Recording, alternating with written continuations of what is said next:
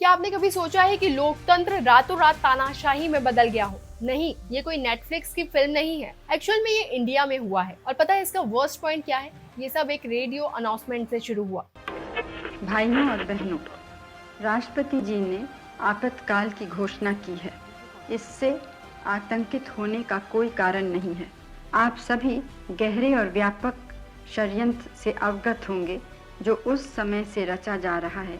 मुझे विश्वास है कि आंतरिक स्थिति में तेजी से सुधार होगा, जिससे हम जल्द से जल्द इस घोषणा को समाप्त कर सकेंगे। 25 जून को इंडियन गवर्नमेंट ने संविधान हत्या दिवस डिक्लेयर कर दिया, लेकिन ऐसा क्यों?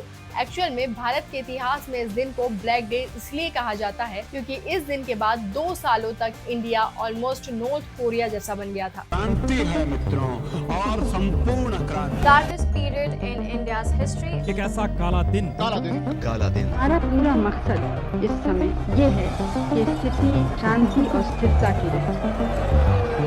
हाँ, मैं मजाक नहीं कर रही हूँ। इस दौरान लाखों लोगों को जेल में डाल दिया गया, उन्हें बुरी तरह टॉर्चर किया गया। इस क्रूरता से न ही अपोजिशन पार्टी के लीडर्स बचे थे और न ही राजा महाराजा। ये सब सलाखों के पीछे थे और सब टॉर्चर झेल रहे थे। उस समय देश डिक्टेटरशिप झेल रहा था। इवन जो कांग्रेस आज बुलडोजर एक्शन पर सवाल उठाती है, उस समय इसी कांग्रेस पार्टी ने कई लोगों को मौत के घाट उतार दिया था। वहीं आज जो कांग्रेस माइनॉरिटीज के लिए आवाज उठाने की बात कर रही है ना, उस कांग्रेस ने इमरजेंसी में सबसे ज्यादा माइनॉरिटीज को परेशान किया। लेकिन सवाल ये उठता है कि आखिर इमरजेंसी लगाई क्यों गई? तो कुछ इंटेलेक्चुअल तो बताते हैं कि इमरजेंसी लगाना नेशनलिस्ट मूव था। इवन इंदिरा गांधी ने खुद इसे देश के लिए जरूरी कदम बताया था। तो आखिर सच क्या है और क्यों साल 2024 में बीजेपी सरकार ने इसे संविधान की हत्या दिवस डिक्लेयर कर दिया? दरअसल ये बात शुरू होती है 1971 से। इंदिरा गांधी रायबरेली से चुनाव जीती, लेकिन जनसंघ के राजनारायण ने इसे धांधली बताते हुए इलाहाबाद हाईकोर्ट में केस दर्ज कर दिया और 12 जून 1975 को कोर्ट ने इंदिरा गांधी को गिल्टी करार दिया। उनकी सांसदी छीन ली गई। इवन उन पर 6 साल तक चुनाव लड़ने पर बैन लगा दिया गया। सुप्रीम कोर्ट ने इस पर स्टे तो दिया था, लेकिन इंदिरा बस नाम की पीएम रह गई थी। इधर दिल्ली में जयप्रकाश नारायण ने रामलीला मैदान में लाखों लोगों के सामने संपूर्ण क्रांति का नारा बुलंद कर दिया था। मैं तो मानता हूँ वर्ल्ड पीस में दुनिया भर के लोग एक हों, आखिर एक खुदा के बंदे, एक परमात्मा के संतान हैं। हिंदुस्तानी हो, पाकिस्तानी हो, अफ्रीकन हो, सब उसी के बंदे तो हैं।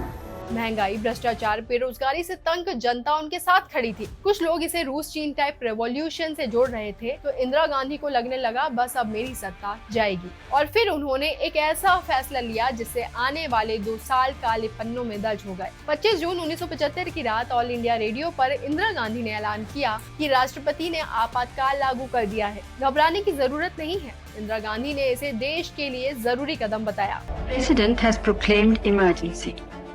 This is nothing to panic about.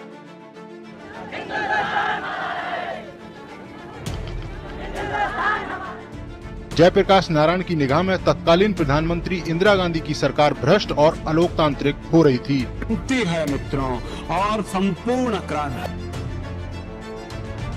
लेकिन इस कदम के बाद भारत नॉर्थ कोरिया बन गया। इमरजेंसी लागू होते ही रातों रात विपक्षी लीडर्स को उठाकर जेल में ठूस दिया गया। अटल बिहारी वाजपेयी, आडवाणी, जेपी नारायण, मोरारजी देसाई जैसे टॉप अपोजिशन लीडर्स को सलाखों के पीछे भेज दिया गया। जेल में इनके साथ ऐसा सुलूक किया गया कि सुनकर आपके रोंगटे खड़े हो जाएंगे। उन्हें बिजली के झटके दिए गए, बर्फ पर लेटाया गया। इवन कई लीडर्स को तो सिगरेट से तक जलाया गया। नेहरू मेमोरियल की किताब में साफ बताया गया है कि उस समय जेलें कैदियों से ठसाठस थी। सबसे शॉकिंग बात तो ये थी कि इमरजेंसी के दौरान लोगों की जबरन नसबंदी तक की गई। 1952 से जनसंख्या कंट्रोल के लिए नसबंदी ड्राइव तो चल रहा था, लेकिन इमरजेंसी में ये क्रूरता की हदें पार कर गया। टीचर्स और सरकारी कर्मचारियों को टारगेट दिए गए कि इतने लोगों की नसबंदी करवाओ वरना नौकरी चले जाएगी। इवन इमरजेंसी के दौरान महाराष्ट्र के बार्शी में ट्रक घूम घूम कर लोगों को पकड़ते थे। शादीशुदा हो या फिर कुंवारे, सभी लोगों की नसबंदी के ऑर्डर थे। इवन नसबंदी के समय सफाई का भी ध्यान नहीं रखा गया। इसकी वजह से कई लोगों को इन्फेक्शन हो गया। उस समय कई लोग तो मर गए। वहीं सुल्तानपुर के नरकाड़ी में तो नसबंदी के विरोध में भीड़ पर पुलिस ने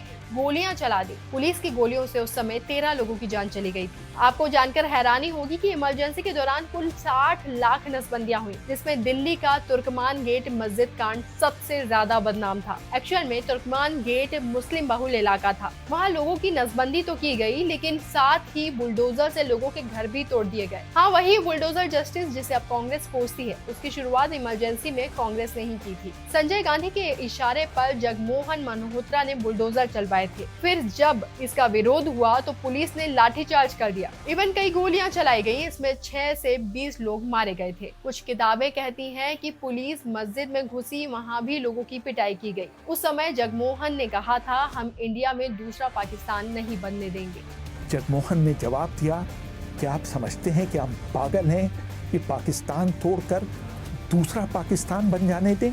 वहीं दूसरी ओर मीडिया सेंसरशिप की चपेट में था। बिना सरकार की परमिशन के कोई खबर नहीं छप सकती थी। कोई सरकार के खिलाफ खबर छापने की कोशिश भी करता तो उसे जेल में डाल दिया जाता। कई पत्रकार तो उस समय जेल में ही थे। उस दौरान दूरदर्शन पर बॉबी मूवी चलाई जा रही थी ताकि जनता का ध्यान बटे। इवन उस समय किशोर कुमार ने संजय गांधी के लिए गाना गाने से मना तक कर दिया था, तो उनके गाने पर भी बैन लगा दिया गया। इवन जयपुर की महारानी गायत्री देवी को तिहाड़ में डाल दिया गया और उनके जयगढ़ फोर्ट में खजाना लूटने के लिए आर्मी तक को भेज दिया गया। उस समय तो संविधान तक बदल दिया गया था। इंदिरा ने 39वां और 42वां संशोधन लाकर संविधान को अपने कंट्रोल में कर लिया। इसके चलते कोई भी फैसला प्रधानमंत्री के बिना लिया ही नहीं जा सकता था। मतलब सुप्रीम कोर्ट बेकार हो चुका था और फंडामेंटल राइट्स तो कुछ थे ही नहीं। ये सब 2 साल चला। देश की हालत बद से बदतर होती जा रही थी। फिर 1977 में चुनाव हुए, जिसमें कांग्रेस को बहुत बुरी हार मिली और जनता पार्टी जीत गई। दिल्ली की जनता के हम आभारी हैं,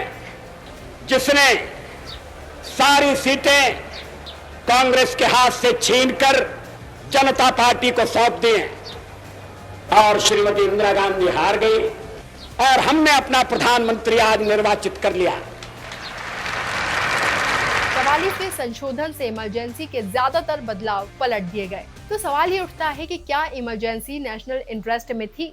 कुछ कहते हैं CIA जैसी ताकतें इंडिया को अस्थिर करना चाहती थी, लेकिन ज्यादातर इतिहासकार मानते हैं कि ये इंदिरा गांधी की सत्ता बचाने की चाल थी। नसबंदी जैसे कदम जनसंख्या कंट्रोल के लिए लिए गए थे, लेकिन इसे बहुत ही अमानवीय तरीके से किया गया। अब इसे संविधान हत्या दिवस कहा जा रहा है। तो क्या ये सिर्फ पॉलिटिक्स है या उस काले दौर को याद दिलाने की कोशिश? आपको क्या लगता है? और हाँ, ये कहानी हमें बताती है कि लोकतंत्र कितना नाजुक है। इसे बचाना हमारी जिम्मेदारी है। कमेंट में बताइए कि आप इमरजेंसी के खिलाफ संविधान की रक्षा में खड़े हैं, और इस वीडियो को जरूर शेयर करें ताकि हर भारतीय को याद रहे कि लोकतंत्र कभी भी एक रात में खत्म नहीं हो सकता। और इस वीडियो को ज्यादा से ज्यादा शेयर करें ताकि ये फैक्ट्स सभी तक पहुंचे।